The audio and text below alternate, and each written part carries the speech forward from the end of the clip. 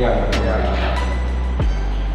Jadi kami memang selaku DPRD sangat berharap agar pemerintah juga bisa apalagi seperti kita ketahui pemerintah sekarang sesuai dengan visi misinya kemarin ya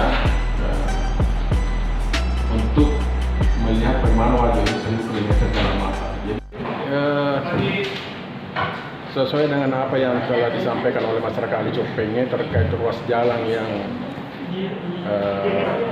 sudah sangat rusak, mereka masyarakat Ali Copenge membutuhkan perhatian dari pemerintah sehingga masyarakat Ali Copenge hadir di DPRD ini untuk menyampaikan aspirasi terkait bagaimana pemerintah nantinya bisa memperhatikan jalan mereka, di mana jalan tersebut menjadi satu-satunya akses untuk mengangkut produksi pertanian mereka.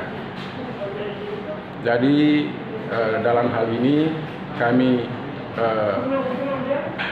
berharap dan sesuai dengan apa yang telah disampaikan kepada kami dan diterima oleh Pak Haji Mustafa selaku Komisi 3 dan akan berbuat sesuatu yang terbaik untuk masyarakat Ali Copenge.